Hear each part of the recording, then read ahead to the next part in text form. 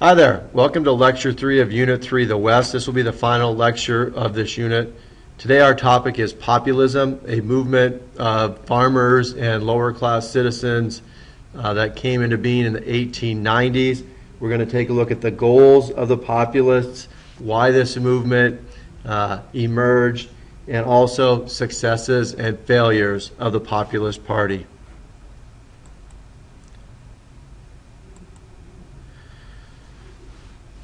First off, populism was a movement that came into being as a result of industrialization occurring in the United States, which industrialization created many problems, created a bigger income gap between the rich and the poor. More goods they were able to produce more goods more quickly. Businesses took over, industrialists made a lot of money. The government was not into protecting the people. The government was very pro-business at the time. And so as a result, this movement emerged, and it consisted of reformers in the cities, which basically started with the Knights of Labor, a trade union, and also in rural areas, farmers creating granges and such in order to fight against the bonanza farms and keep up with industrialization. It developed into a third party, and one theme that we need to stick with here is third parties in a two-party system really never win. It's very difficult for them to win, and we'll see this as we study throughout the year. However, they do have an important role. They bring ideas that are eventually passed on to the federal level. Usually, always, one of the two major parties adopts the ideas of third parties to some extent or another, and that will be the case with the populists. The populists, although they are not successful in many of the ideas and goals that they set forth, eventually these ideas are adopted, and later on down the road, many of them do actually come into being. Now, one of the biggest issues facing the country at the time was the currency policy. And the currency policy deals with how much money is in circulation and also what the money is based on.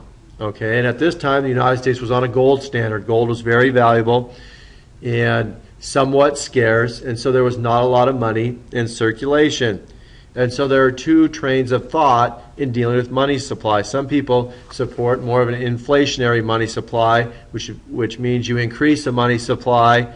As a result of that, prices rise. But also, since there's more money in circulation, the value of the dollar drops.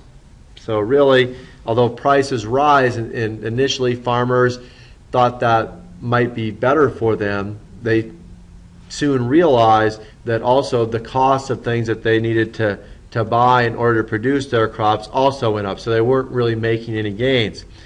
Deflationary policy deals with limiting the money supply. Prices drop and the value of the dollar rises. So the government wants a balance between inflation and deflation. They don't want the arrow leaning too far in either direction. And you can see by this chart here, price stability is in the middle. At the top in the red, flow of currency increases too much, prices rise, and that's inflation. And you hear often they worry about inflation, and when inflation begins to rise, then the government takes steps to limit the money supply. And what they really do, the Federal Reserve Board steps in and usually raises interest rates, which somewhat hinders spending if interest rates are higher. The opposite, down the bottom in the black, it says the flow of currency is not sufficient, price decrease, deflation. And that's when oftentimes, to try to kickstart the economy, the Federal Reserve Board will lower interest rates and try to get people to spend more money. So the Populist Party emerged in 1891, and they had what was called the Omaha Platform. And so it was based on the West and farmers, and also, the Knights of Labor and trade unions in the bigger cities. But anyway, this is some of the beliefs in which they stood for. First of all, one of their biggest concerns was the money supply. They wanted to switch to a silver standard. which would expand the money supply and make it easier to access cash or loans. Okay? Obviously, there's more silver than gold, so if you switch to a silver standard, you're going to be able to print more money because you have more money to base it upon. However, those that argued against this said, we're arguing against a deflation or an inflationary economy, that the value of the dollar would drop, which it would have. Secondly, they supported a graduated income tax, which means the more you make, the more you pay.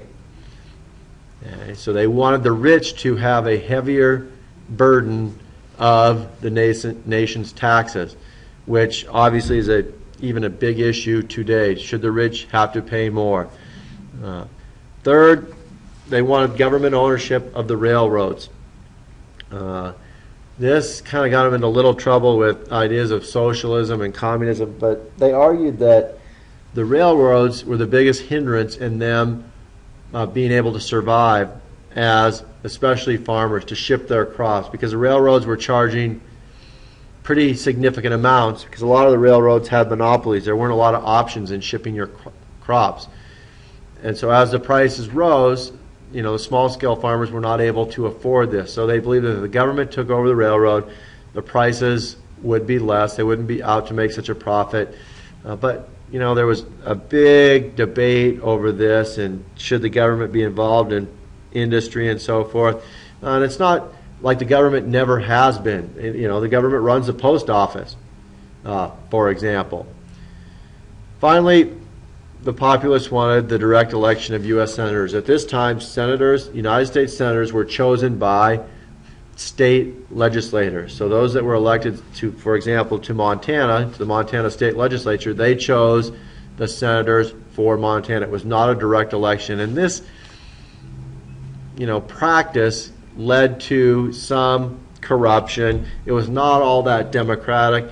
They believed it would be better for politics if the people had more of a say. Now, although the populists did not get any of these goals achieved, many of these would be adopted a little bit later on. The graduated income tax is Amendment 16, direct election of U.S. senators is Amendment 17. So they were able to achieve these down the road.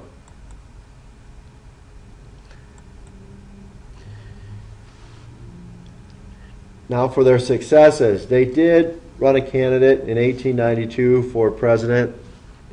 He was defeated. They did win 4 states, the electoral vote in 4 states.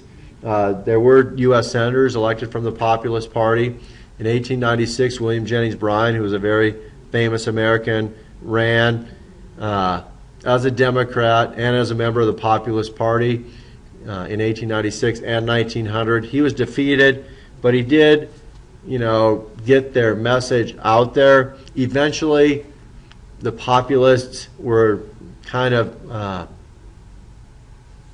they became part of the Democratic Party. And the Democrats adopted the populist movement, and so their ideas did not just disappear. So really the significance of the Populist Party is they got these ideas out there, they got people thinking about it. The next big movement that would emerge in the early 1900s, which would be progressivism, adopted many of the ideas of the populist platform, and they would be more successful in getting these ideas and reforms done at the national level. So that wraps up Unit 3.